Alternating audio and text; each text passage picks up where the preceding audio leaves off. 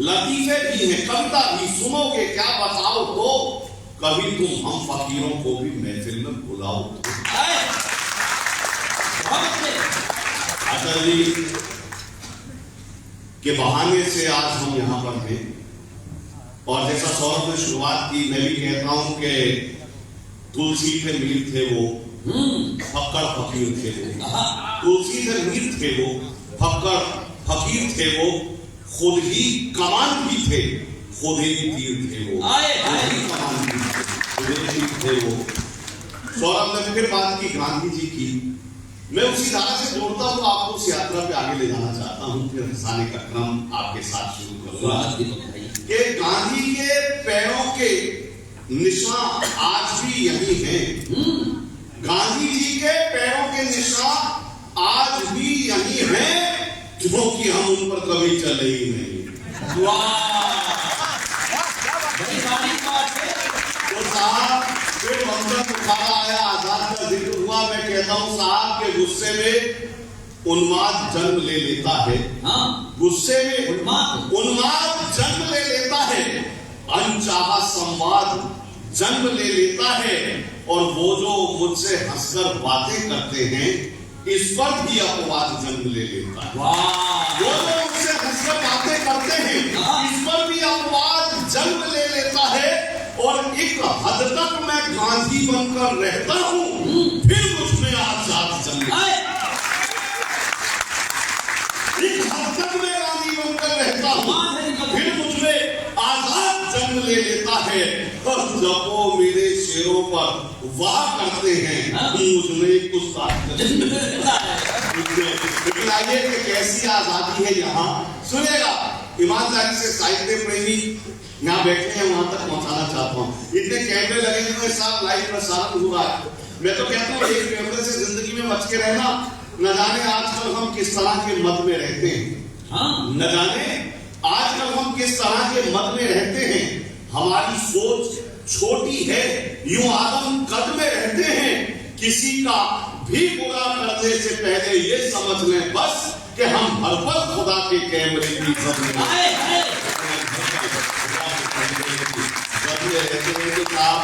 नारी शक्ति ज्यादा यहाँ पर है। मैं बताता हूँ कि आकाश की ऊंचाई हो या सागर की गहराई, आकाश की ऊंचाई हो, और त्रिवेदी जी हम तो आपको नेता मानते ही नहीं ईमानदारी से।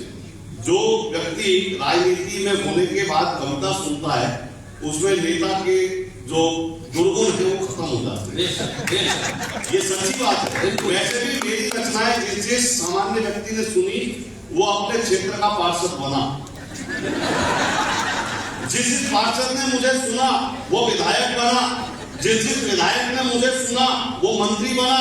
और मैं बता दूं हरियाणा के हमारे मंत्री कृष्णपाल गुर्जर जी भी मेरी कविता सुन के ही बने। जिस विधायक ने मुझे सुना वो मंत्री बना, जिस मंत्री ने मुझे सुना वो प्रदेश का मुख्यमंत्री बना। और जब मैंने गुजरात में जाकर मुख्यमंत्री को कविता सुनाई,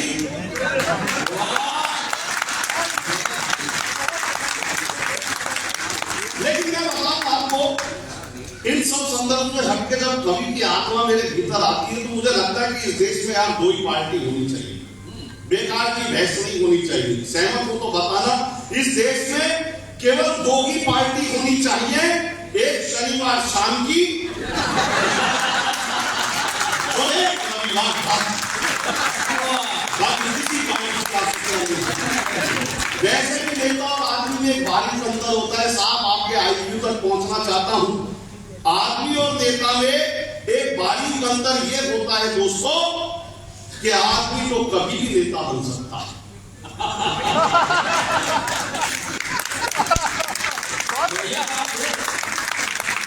हारा चुनाव जैसे कि वो दल बदल लिया, हारा चुनाव जैसे ही वो दल बदल लिया, ये सोच करके उसने अपना कल बदल लिया।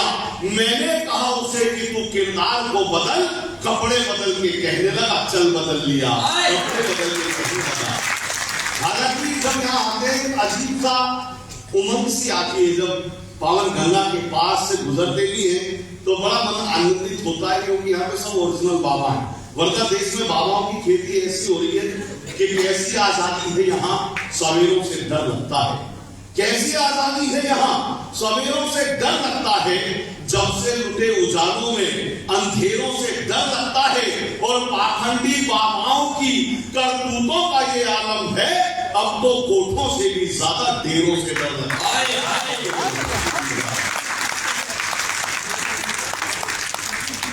127.com मीडिया के बहाने से भाई अमित चौहान जी का भी धन्यवाद ज्ञापित करता हूं।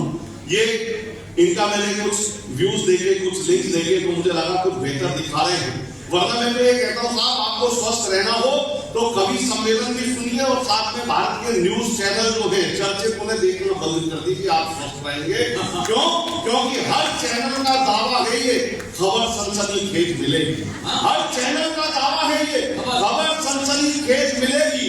इसरो विसरो नासा वासा से भी आगे तेज मिलेगी। हिंसा दंगे मिर्च मसाले इन सबसे लवरेज मिलेगी। कर्म करो तो फल पाओगे, कांड करो कवरेज मिलेगी।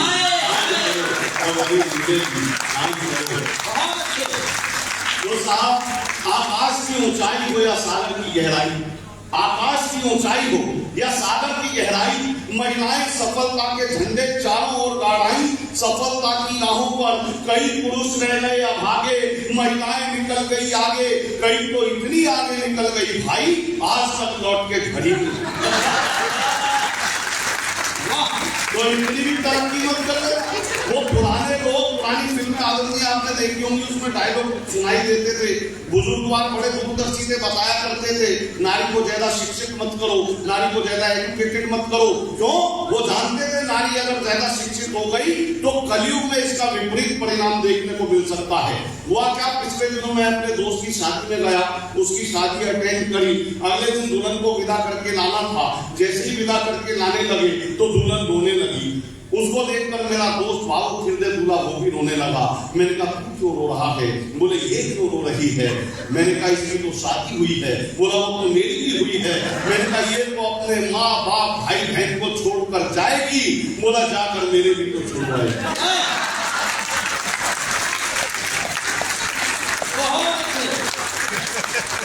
ये परिवर्तन क्यों आया साहब? ये परिवर्तन इसलिए आया कि हमें करना क्या था, हमने किया क्या?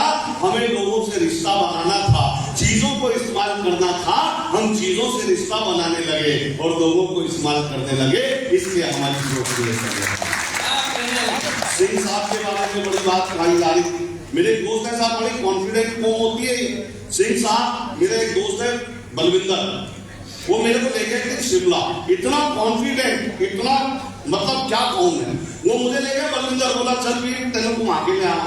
मैं बैठ गया उसकी गाड़ी, बैठा तो वो सड़क पे भाई साहब इतने टेढ़े पहाड़ों के मेरे चक्कर आने लगे। मैं आँख बंद करके बैठा। अब जब हम ठिकाने में पहुंच गए तो मैंने कहा बलविंदर तुझे डर नहीं लगता? ये सड़क पे इतने टेढ़े मेढ़े मोड़ आते हैं। बोला डरना खादा वीर जी, डर लगता ही नहीं। मैंने कहा क्यों? बोला कोई भी आड़ा तिरछा मोड़ आता है तो मैं आंखें बंद कर देता हूँ। मोड़ कट जाए बाबा नहीं बोल कर साथ